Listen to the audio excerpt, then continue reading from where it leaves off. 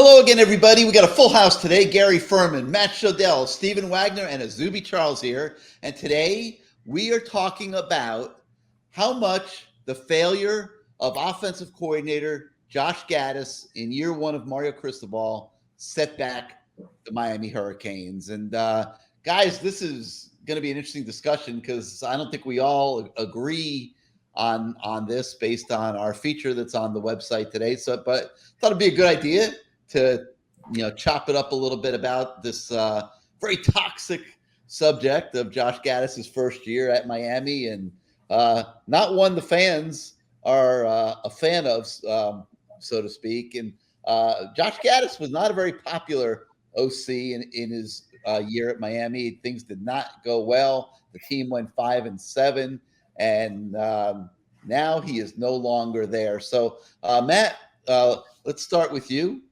You had some pretty strong opinions on this subject and classified it as a little bit of a loaded question.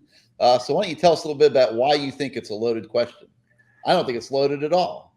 Josh Gattis, his failure did hurt the Miami Hurricanes. It's a loaded question because there's two sides to every coin. No, not on this one. The biggest problem to me is now your back's against the wall. I don't mind that an offensive coordinator didn't work out or that a coach didn't work out. It happens all the time everywhere. That's nothing abnormal. The problem in this particular situation is Miami's been failing for so long on so many different levels as a team that you're almost, what's the word? You're out of whatever. I don't know what the word is. You're out of whatever that good thing is that you get, 20 of in your life, And this is the last one, because if this next offensive coordinator comes in now and is no good, now it's on Mario. And now the fans will be calling for Mario's head, Like, it's not fair. It's not right. But this is what happens when one offensive coordinator that was Mario's guy didn't work out. Now the next guy has to work out. A, because fans will be irate if it doesn't. And B, it'll kill recruiting more so than what Josh Gattis did in 1 year. You can't have back-to-back offensive coordinator failures if you're Mario, which is probably why he's taking his time and hoping a guy comes along that can't get an NFL job and says, sure, I'll coach Miami's offense. He's taking his time because this is an important hire. And, Josh Gattis failed him, and he put a lot of faith in Gattis. Came highly recommended, was the Broyles Award winner from his time at Michigan, and was supposed to be the guy to come here and establish an offensive system at Miami that they could use for many, many years to come. I mean, Mario Cristobal's got an 8-year contract, so it's probably looking to coach way beyond that. Like, this is a guy that was hired to install a system that they could use here for years. Well, now they got to throw it in the garbage. They have to install a new system now in the next month for spring practice. The players who had a hard time mastering Josh Gattis' schemes last year, receivers often not in the right spots, mental busts all over the field. Now they got to start all over again from scratch, and they got to learn a whole new offense. Azubi, you played football. You got to agree with me that this is a big deal. Well, Gary, I'm kind of iffy with that with this Josh Gattis situation. I do think obviously the on-field results weren't the best. That was a big failure, but I don't think his lack of production last year was a major setback like the question was. I feel like that wasn't a major setback because Mario Cristobal addressed the situation right away. I feel like if he kept Josh Gattis for another year and it was just another year of seeing this, lack of offense that Miami showed last year would be a huge problem. I feel like with him addressing this situation, which was the biggest concern for the Miami Hurricanes program, in my opinion, how the offense was atrocious, couldn't score if the defense laid on their backs. But I feel like with him addressing this situation, going through the offseason, looking for an offensive coordinator, taking his time looking for a good offensive coordinator, that kind of doesn't help the situation, but kind of puts a Band-Aid on it. And I feel like if he lands a big guy that the fans are happy about, which is really hard to please, a million fans out there, if he lands a big guy that's known for producing aka Scott Frost, which is an offensive guru, which I hope they end up hiring. That kind of people will forget about last year and kind of move forward with everything. You're a UCF guy. That's why you want Scott Frost. He's been a disaster at Nebraska. He is insane. There is no way Mario's hiring Scott Frost. I would be stunned if Mario hires Scott Frost. But let me ask you a question. Okay, let me take you back to let's take you back in time to your high school years. Okay, and let's take you back to your junior year when you were like a trailblazer out there on the southwest coast of Florida, running those routes for what was it, Naples? What was the name of your high school? Riverdale High School. Riverdale High School. Okay, it's Friday night, junior year, Riverdale High School over there in Naples. You're running routes all over the place. You're executing your coach's offense and having the time of your life as a high school football star. Okay, season ends, and now you're told, hey, man, we're going to have a whole new offense, and you got a month to get ready because it's time for spring practice. And now you got to shelve everything that you did your junior year. And now your senior year is coming up, and you got to be able to execute a whole new offense. Big deal? Not a big deal? I would say big deal depending on the situation. In this case with Miami, you know, the old saying, if it's not broke, don't fix it. Well, the offense was definitely broke in Miami last year. So they definitely needed someone to come in, change it, and fix it up. So I feel like if the change was for the better, when I say, hey, we can't get – I mean, Miami finished 97th out of 130-some teams in scoring last year. So I feel like that's something that needed to be changed. And that change, I feel like, would be good if that'd be something I would, you know, lean towards instead of going back to the same offense and repeating the same result that we put on the field last year. How difficult is it to learn a new offense? Like, what are these guys going to be facing here in the next month? They're going to be expected to go out there in spring practice and execute this new scheme that's coming in with this new coordinator, who I imagine is going to take them a week or two at least to put a playbook together of any sort. And these guys got to be ready on March the 4th to go out there and start executing these plays. Now, they'll have team workouts and stuff before. How hard is that for the players? Well, I think at the end of the day, football is football. And I feel like Mario might bring in a guy that kind of runs a similar offense, that kind of power spread with Gattis. But at the end of the day, I think it's just no, not similar to what Gattis ran. No. Well, I feel like, but at the end of the day, football is football. It's just different X's and O's. And, you know, that's why we have a spring. That's why we have a summer. That's why we have fall, to guys to hone into that new playbook. And the sooner he gets in the offensive coordinator, the better, honestly, so they're more comfortable with that new playbook that's coming in and being installed in Miami. All right. Well, guys, you know, part of the reason that I thought this was a disaster was the impact, not just on the games on Saturdays, which Miami lost way too many of them, but the impact that it's had on recruiting. Brandon Inniss. I mean, I believe, and you guys can disagree with me. I mean, we all spoke to him, covered him. I believe Brandon Inniss, if there wasn't the Josh Gattis factor, is a Miami Hurricane today. Okay. Hakeem Williams, who went to Florida State. If it weren't for the Josh Gattis factor, I believe Hakeem Williams is a Miami Hurricane today. Jaylen Brown, they didn't really like that much, so I'm not going to use him as an example. But that's two pretty good receivers that I believe would have been part of this recruiting class that they did not get because those kids told us when we interviewed them that they did not believe that Josh Gattis could develop them properly. That is a huge deal because now you're not impacting just last season. You're impacting the next 3 to 4 seasons. Azubi, I believe it was you that made the point in our debate today that you have future recruiting classes, or maybe it was you, Stephen, that there's future recruiting classes and you can make up for losing guys in one class. But those are two big-time receivers that you didn't get onto this team that now you're moving forward without.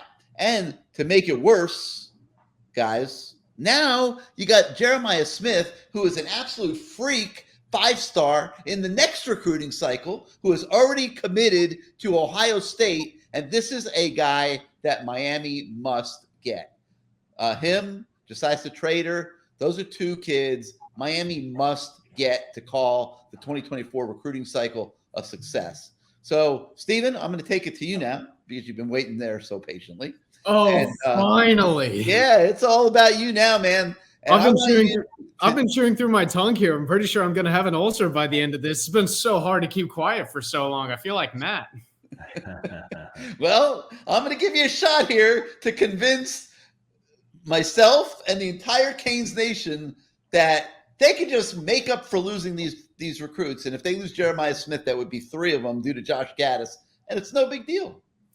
Okay, I'm not saying that it's not a big deal, but I'm saying that in recruiting especially, the idea of a setback isn't nearly as severe as everyone thinks that there is. Because unless there's like an NCAA, unless the NCAA slams you with penalties like they did with like Baylor and Penn State, or even Miami way back in the day, where you're actually losing the amount that you're able to go on the road and talk to these kids, or you've only got or you've got fewer scholarships that you can hand out, or all of these different sorts of things. I mean, we're seeing it everywhere across college football. It doesn't affect the next recruiting class. It does screw you for this recruiting class 100%. Is losing Brandon Inniss a big deal? Yeah. It definitely is. And I think what really hurts more than just losing Brandon Inniss is losing Brandon Inniss because he said, I want to go to somewhere that I know is going to develop me.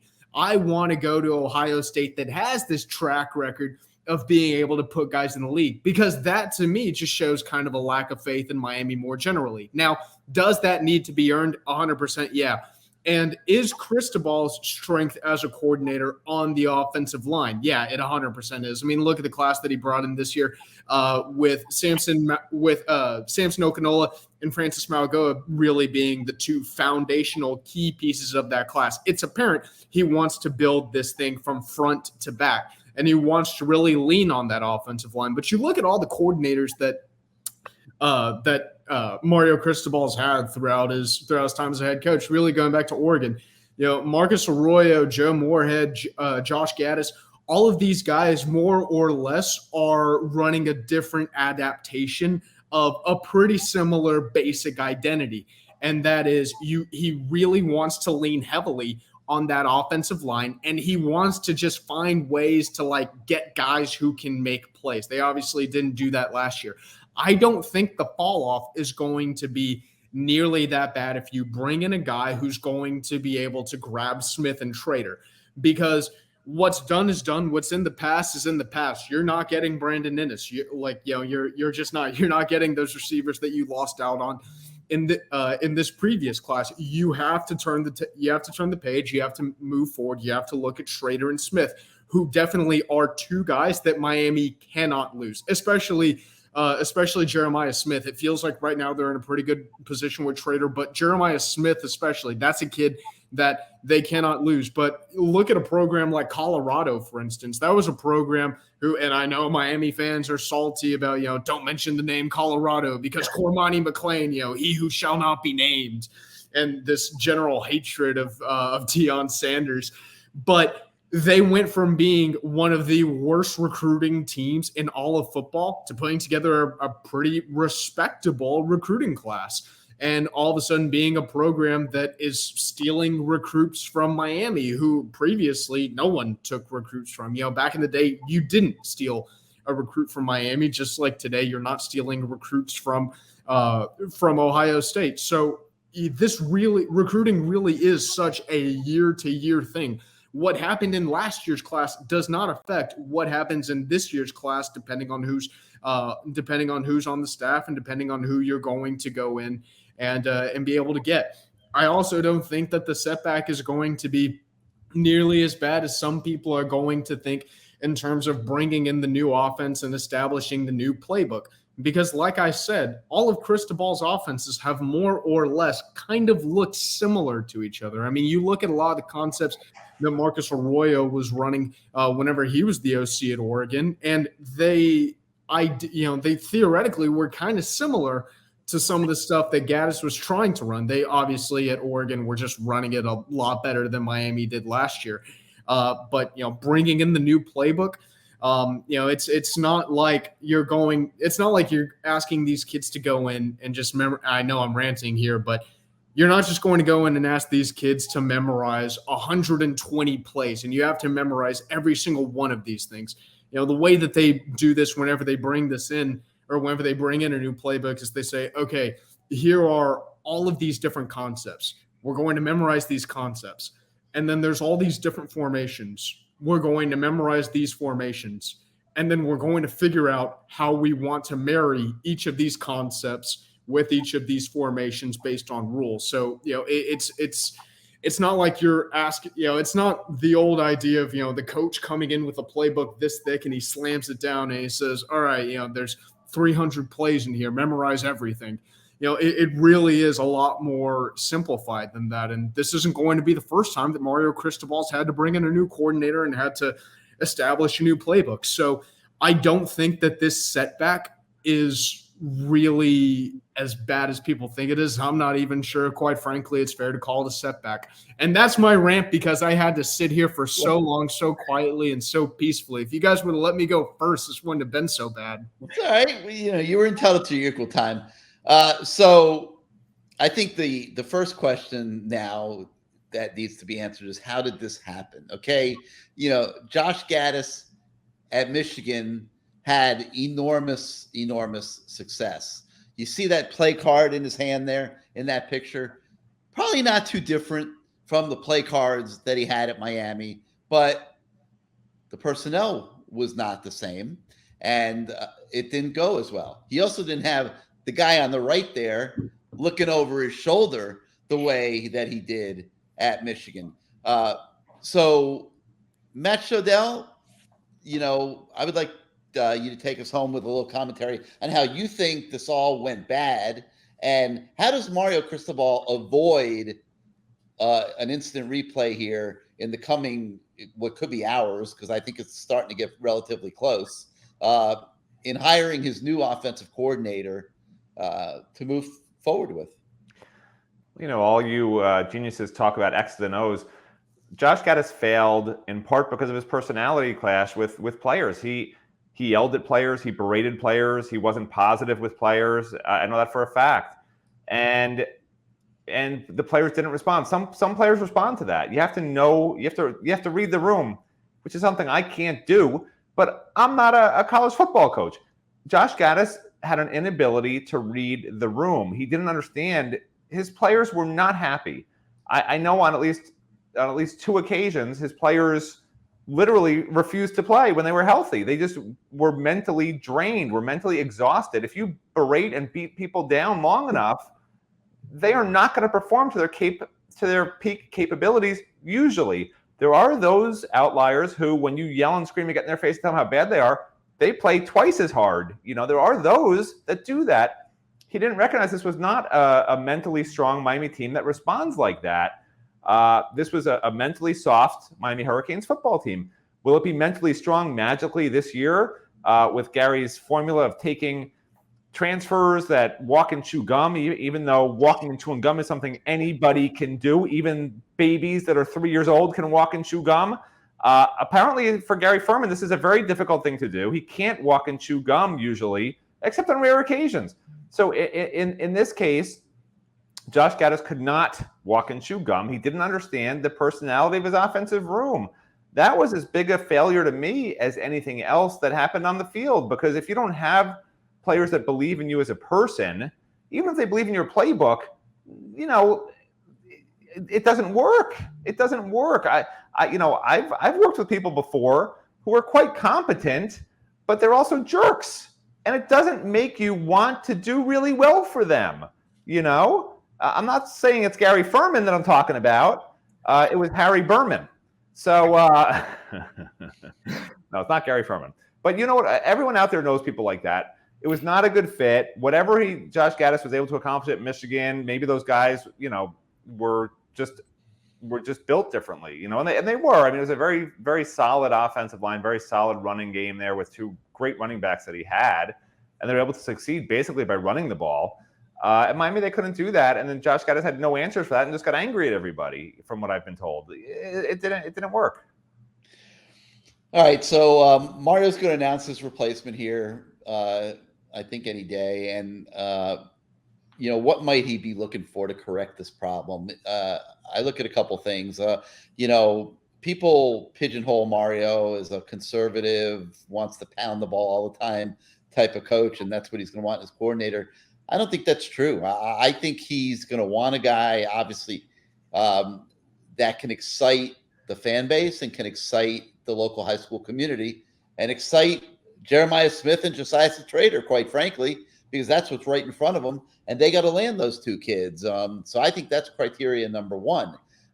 However, you can't deny that next season, Miami has to go on the road to beat Florida State. They have to go on the road to beat North Carolina. They have to go on the road to beat North Carolina State. And these are not going to be easy road games to win. And to win on the road, you have to be able to run the football. Okay. So this new coach is going to have to be able to show Mario that he can dial up the running game, but also is capable of hitting the big plays. And, that's a tall order. I mean, there aren't that many offense coordinators out there that bring that type of resume. And, there's been a lot of people guessing who it's going to be. I don't think it's going to be Scott Frost. I don't think it's going to be Marcus Arroyo. This is just my opinion. People have started in the last 24 hours throwing out the name Doug Nussmeier. He is a very good coach who probably would fit the description of what I said, but he's getting interviewed for NFL coordinator jobs right now. I don't know if he's going to be available to Mario Cristobal. Jason Candle, the head coach of Toledo, 100% would fit that bill that Mario would be looking for. He just signed an extension to Toledo. I don't think he's available right now. So everybody wants to know who it's going to be. And I think we're going to have to just wait and see, man, because I know Mario has done an enormous amount of work here. He puts a lot of effort into these hires. Nobody would have guessed Josh Gattis last year. So it's stupid for us to sit here and try to pretend to be experts and in the know on who he's going to hire this year. He's doing this himself, probably with his agents. He's not sharing this with a lot of people. That's why there has not been any leaks as to who he's interviewing. But it will be very interesting for us to see what happens here in the coming moments with Mario Cristobal's big choice of a new offensive coordinator. It's a huge hire for the future here, the intermediate future of Miami football. So for Azubi Charles, the receiver that can adjust to a new playbook, and Stephen Wagner, who I can't even tell you what he said because he talked for so damn long. I couldn't I have ADHD, so I could not stay focused on it. And of course, Matt Shodell, who always talks nothing but nonsense. I'm Gary Furman. Nevertheless, we hope you enjoyed this show. And if you did, hit your subscribe button, hit your like button. It'll help us with the algorithms at YouTube to grow our YouTube channel. And of course, as always, please make sure that you are a subscriber to CaneSport.com. Your subscriptions allow us to pay all these guys that you see on the screen and do what we do every single day. But we're supposed to be getting paid? What? Have a great day, everybody.